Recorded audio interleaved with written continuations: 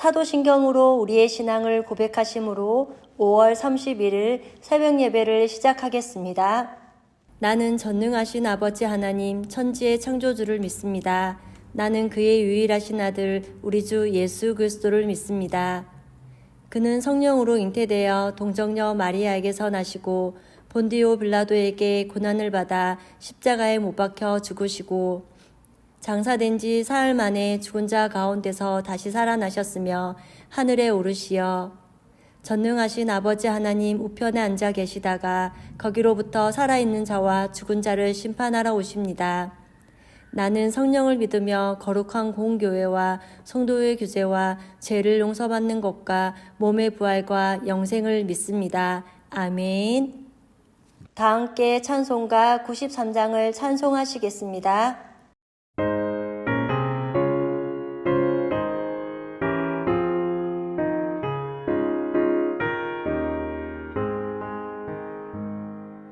예수는 나의 힘이요 내 생명 되시니 구주 예수 떠나 살면 죄 중에 빠지니 눈물이 앞을 가리고 내 맘에 근심 쌓일 때 위로하고 힘주시리 주 예수. 예수는 나의 힘이요 내 친구 되시니 그 은혜를 간구하면 풍성히 받으리 햇빛과 비를 주시니 추수할 곡식 많도다 귀한 열매 주시느니 주 예수. 예수는 나의 힘이요 내 기쁨 되시니 그 명령을 준행하여 늘 충성하겠네 주야로 보호하시며 바른 길 가게 하시니 의지하고 따라가리 주 예수. 예수는 나의 힘이요 내 소망 되시니 이 세상을 떠나갈 때 곧 영생 얻으리 한없는 복을 주시고 영원한 기쁨 주시니 나의 생명 나의 기쁨 주 예수.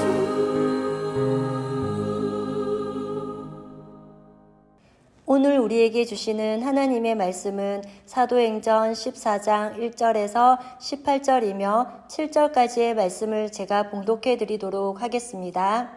이에 이고니온에서 두 사도가 함께 유대인의 회당에 들어가 말하니 유대와 헬라의 허다한 무리가 믿더라. 그러나 순종하지 아니하는 유대인들이 이방인들의 마음을 선동하여 형제들에게 악감을 품게 하거늘 두 사도가 오래 있어 주를 힘입어 담대히 말하니 주께서 그들의 손으로 표적과 기사를 행하게 하여 주사 자기 은혜의 말씀을 증언하시니 그 시내의 무리가 나뉘어 유대인을 따르는 자도 있고 두 사도를 따르는 자도 있는지라. 이방인과 유대인과 그 관리들이 두 사도를 모욕하며 돌로 치려고 달려드니 그들이 알고 도망하여 루가오니아의 두 성 루스드리아와 더베와 그 근방으로 가서 거기에서 복음을 전하니라. 아멘. 오늘 함께 읽어본 사도행전 14장 1절에서 18절 말씀은 먼저 1절 말씀에서 이에 이고니온에서 두 사도가 함께 유대인의 해당에 들어가 말하니 유대와 헬라의 허다한 무리가 믿더라라고 말씀합니다.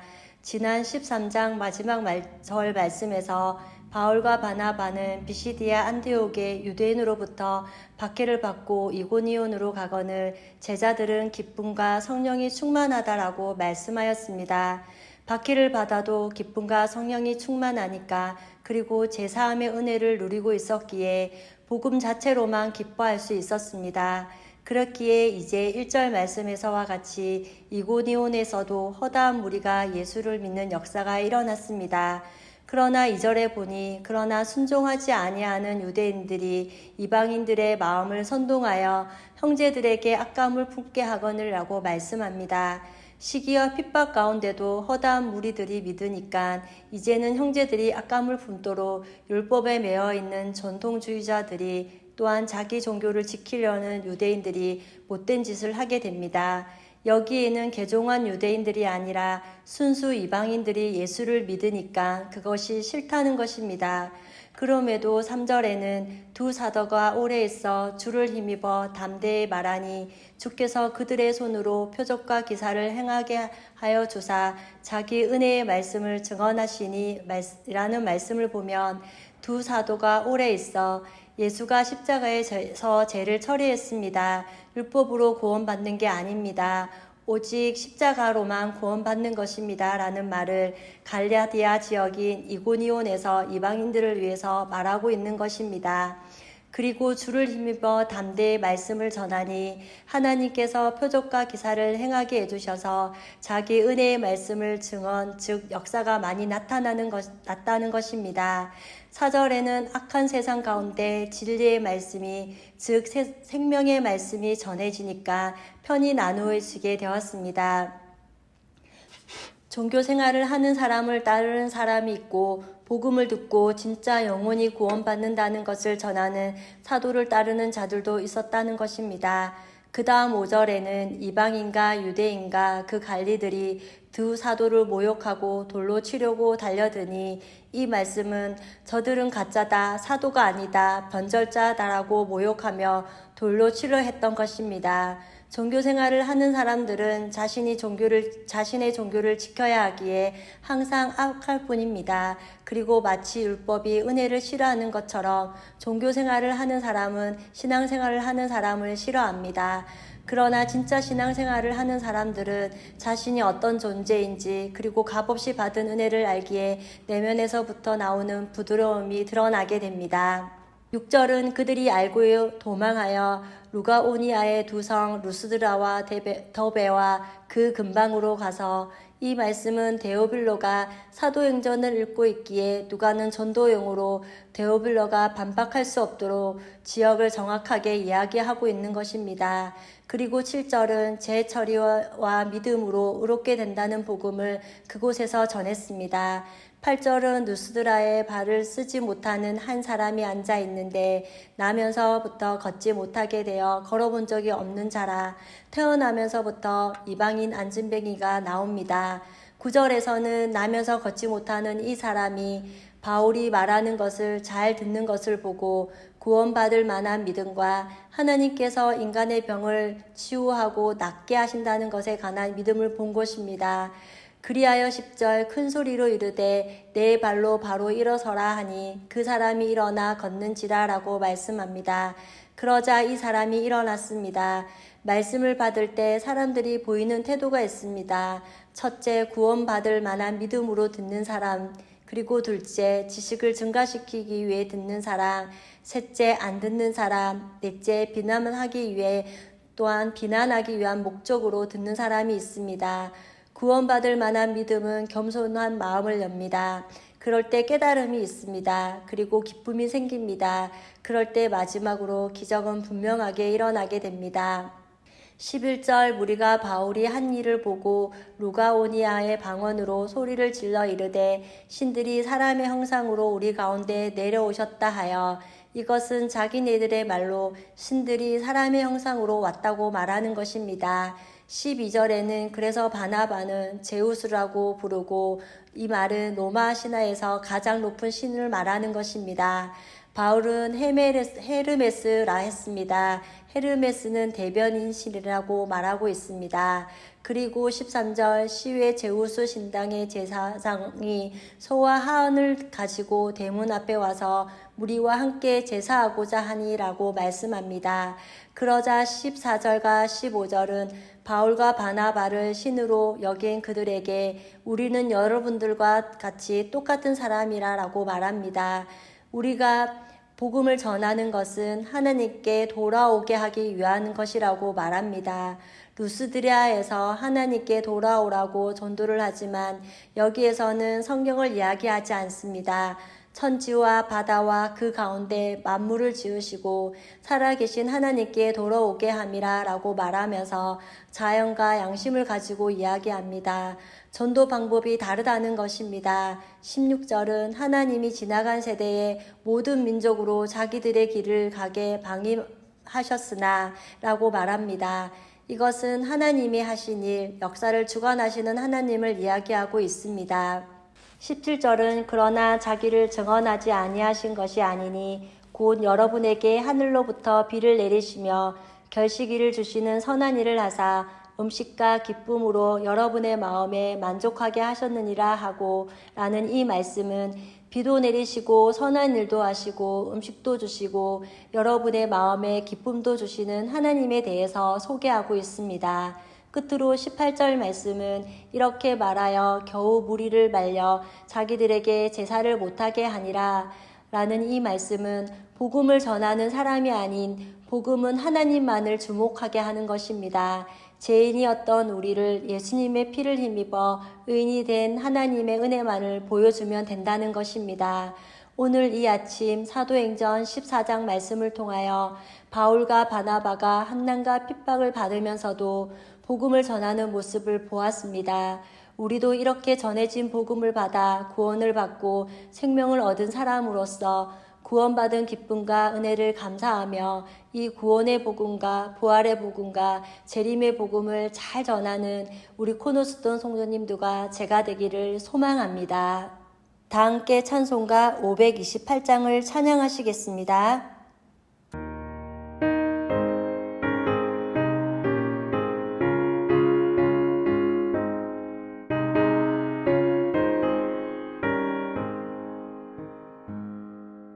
예수가 우리를 부르는 소리 그 음성 부드러워 문 앞에 나와서 사면을 보며 우리를 기다리네 오라 오라 방황치 말고 오라 죄 있는 자들아 이리로 오라 주 예수 앞에 오라 간절히 오라고 부르실 때에 우리는 지체하랴 주님의 은혜를 왜 아니 받고 못 들은지 하려나 오라 오라 방황치 말고 오라 죄 있는 자들아 이리로 오라 주 예수 앞에 오라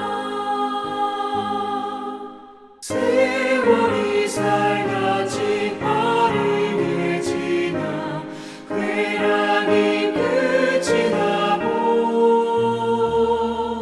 사망의 그늘이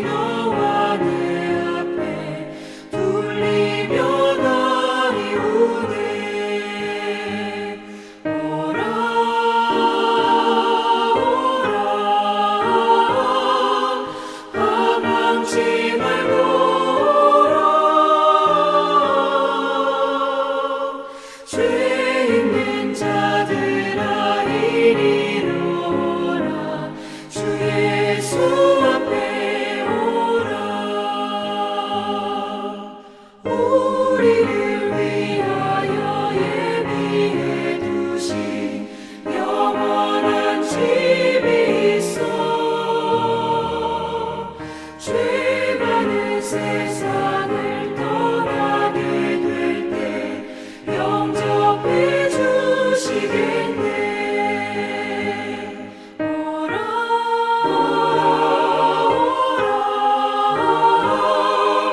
방황치 말고 오라. 죄 있는 자들아 이리로 오라. 주 예수 앞에 오라.